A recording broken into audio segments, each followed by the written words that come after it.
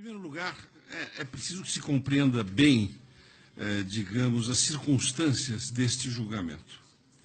Qual é o crime imputado ao ex-presidente Luiz Inácio Lula da Silva neste julgamento?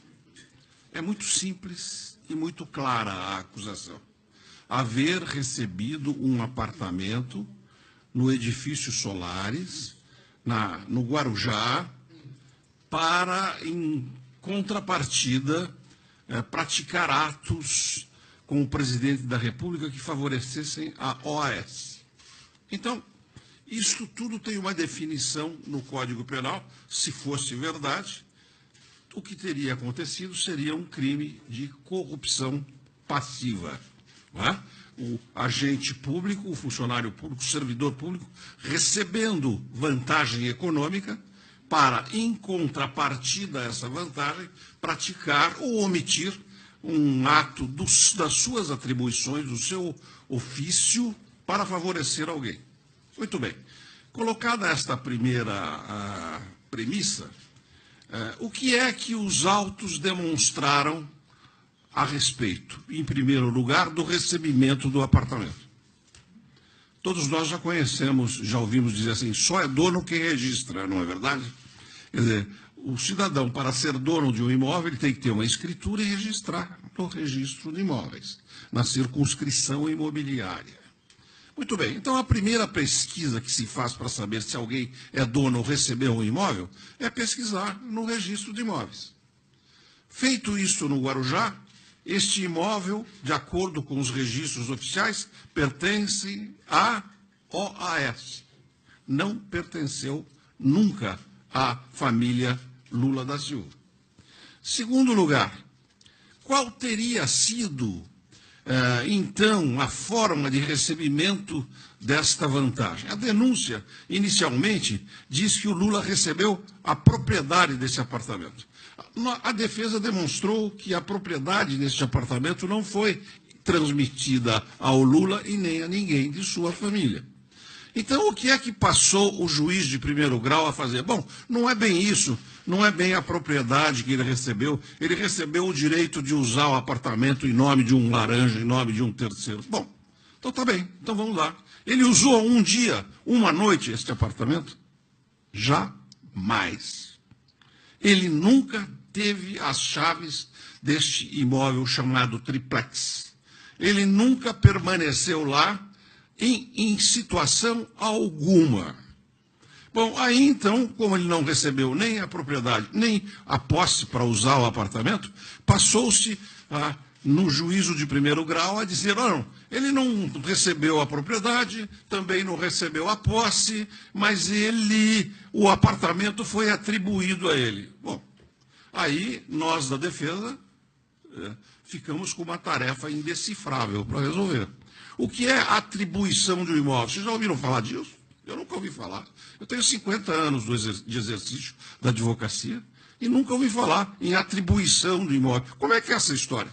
No Código Civil existe propriedade, existe posse, mas não existe atribuição de imóvel. Enfim, esta acusação feita em relação ao recebimento do apartamento do Lula, eu apelidei de Rigoletto. Sabe por que Rigoletto? Porque Rigoletto é uma ópera que diz assim, La donna è mobile, qual più malvento, muda d'accento e di pensiero. Ou seja, a acusação muda toda hora. Ela é cambiante. Na medida em que a defesa desarma a acusação, ela parte para uma outra forma de imputação. Bom, isto em relação ao imóvel. Este imóvel, hoje, foi dado em garantia fiduciária, é isso, Valesca, pela OAS a um credor. Aliás, a OAS entrou em recuperação judicial, que equivale à concordata antiga. Não é? E na concordata ou na recuperação judicial, a empresa é obrigada a fazer o elenco rol dos seus bens. E adivinha quem é que estava nos bens que a OAS declarou? Sabe quem? Sabe quem? O apartamento triplex. Então, como é que ele pode ser, ao mesmo tempo, do Lula e ser da OAS que dá esse apartamento em garantia, uma espécie de hipoteca, a um credor fiduciário? Alguém pode explicar isso? Eu não compreendo como uma coisa possa ser e não ser ao mesmo tempo. Então, este imóvel, na verdade, foi oferecido à família Lula depois que ele tinha deixado a presidência da República. Só que ele não aceitou, não quis comprar. Foi oferecido a ele para comprar. E por que foi oferecido a ele? Porque muitos anos antes, em 2005, Dona Marisa, a esposa dele, tinha subscrito uma cota de pagamentos mensais para comprar um apartamento da Bancop. Lembram-se da Bancop? Era uma cooperativa de imóveis de natureza sindical em São Paulo. A Bancop foi mal economicamente e vendeu todos os seus empreendimentos para a OAS. Não é?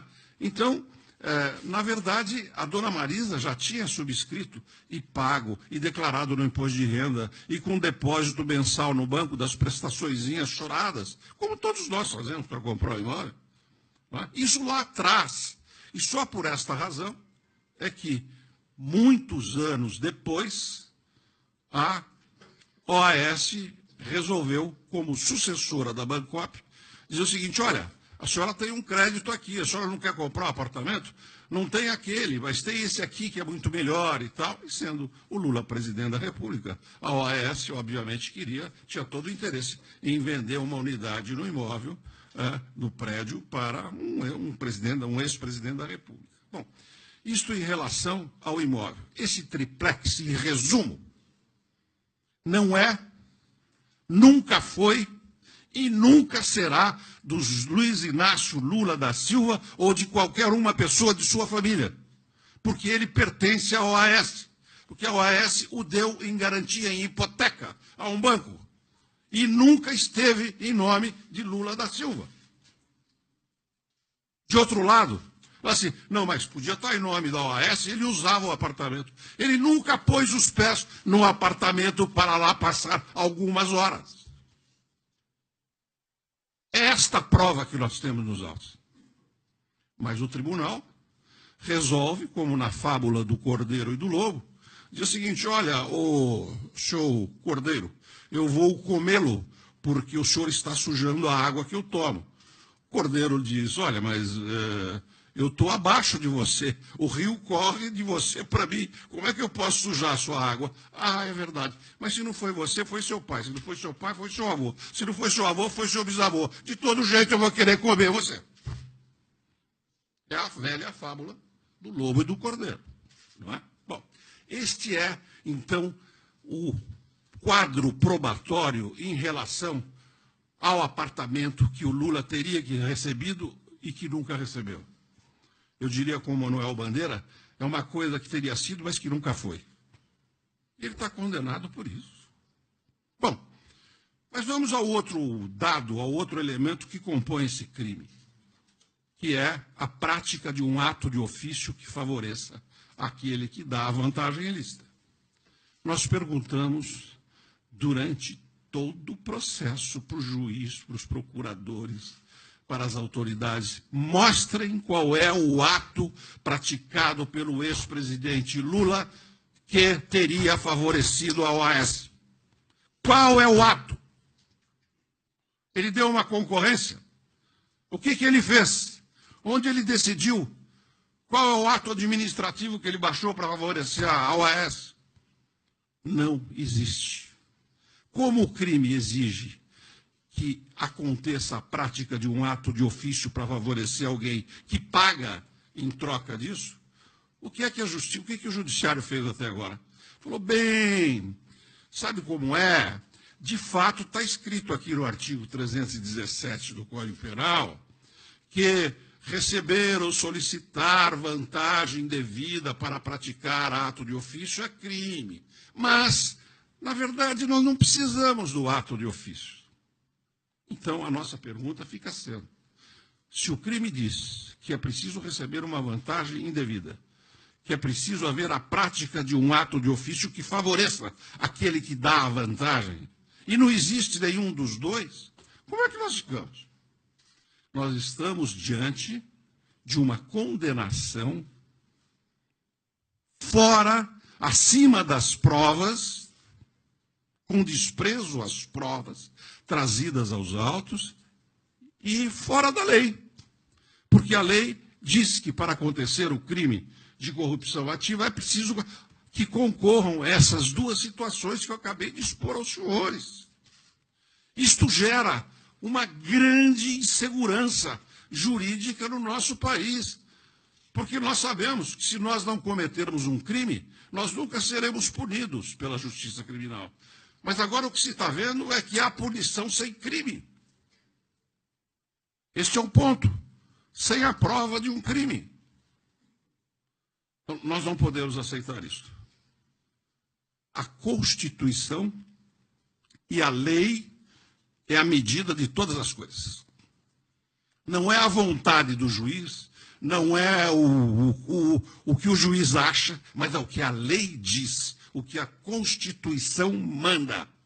É isto que deve nos governar. Aliás, o Estado de Direito é isso, né? É o governo das leis e não dos homens. É o governo das leis e não dos juízes. The rule of law. É o governo das leis. Não pode haver homem, mulher, categoria ou função que esteja a decidir acima e fora da lei. Este é o ponto. Então, meus amigos, o que nós temos aqui é uma condenação absolutamente divorciada da realidade probatória arrecadada, coletada, coligida nos autos. Nós temos um crime sem conduta criminosa. Nós temos um crime de resultado econômico sem que tenha havido essa vantagem econômica. Em suma, o que nós temos é um grande vazio e uma grande vontade de condenar. Isso é verdade. Não é? Nós estamos trocando, digamos assim, os parâmetros da lei pelos parâmetros da convicção. Eu estou convencido e tal. Bom, o nosso sistema judiciário, a nossa Constituição, diz que todo processo criminal tem que observar uma fórmula democrática que se chama devido processo legal. E uma das regras do devido processo legal, due process of law, que nós importamos do direito saxônico, qual é essa regra? Não pode haver condenação se não houver prova segura da existência do fato e da culpa de quem está sendo processado. O que nós tivemos, em primeiro grau, foi uma condenação sem prova do fato criminoso, da existência do fato criminoso e de que o acusado, o presidente Lula, tivesse praticado a conduta que a lei descreve como conduta criminosa. E o tribunal hoje, lamentavelmente, sancionou, referendou esta decisão. Nós dela vamos recorrer, seguramente, não vamos aceitar isto, porque nós lutamos muito. Nós lutamos muito para resgatar da ditadura militar a democracia que nós temos. Quando os militares entravam nos tribunais e caçavam os juízes, não eram as associações de juízes que os defendiam. Eu estou falando quando os militares entraram no Supremo Tribunal Federal e caçaram as atribuições judicantes de Evandro Lins e Silva, de Hermes Lima, de Vitor Nunes Leal, no período da ditadura militar. Fomos nós, não as associações de juízes que hoje vivem publicando notas aí, que fomos defender a independência dos juízes por amor à democracia, ao Estado de Direito. Nós, advogados, fizemos isso. O que nós estamos verificando agora é que o autoritarismo não veste mais aquela cor verde-oliva dos militares. Parece que o autoritarismo sofreu uma mutação cromática. Ela hoje se veste de preto. Ele hoje está a se vestir de preto. Condenação sem provas é condenação autoritária. Condenação sem a demonstração concreta e efetiva do ato criminoso, é ato de autoritarismo contra a Constituição e contra a ordem democrática. Eu queria dizer aos senhores que nós temos sustentado isto durante todo o processo. Hoje nós ouvimos aí o seguinte: não precisa demonstrar qualquer ato do acusado para condená-lo. Isto está implícito, o ato de ofício que ele poderia ter praticado para favorecer, digamos assim, a OAS está implícito. E nós acreditamos na palavra do delator. Meus amigos, eu quero dizer uma coisa a vocês. Isto não é uma advertência da defesa de Luiz Inácio Lula da Silva. Essa é uma advertência de um grande advogado, de um grande jurista francês, que se chamava Chrétien Guillaume Malesherbes. Malesherbes, advogado de Luís XVI. Aquele que disse para a corte: senhores juízes, trago duas coisas: a verdade e a minha cabeça. Vocês podem pegar a segunda, que é a minha cabeça, depois de escutar a primeira. E foi o que aconteceu realmente. Não é? Então, o Malesherbes já advertia para o perigo de se dar crédito irrestrito à palavra dos delatores, porque os delatores têm interesse em atender à acusação para obter vantagens. O Malesherbes disse o seguinte: quando nós temos muitos delatores à vontade, nós não precisamos de culpado para condenar as pessoas.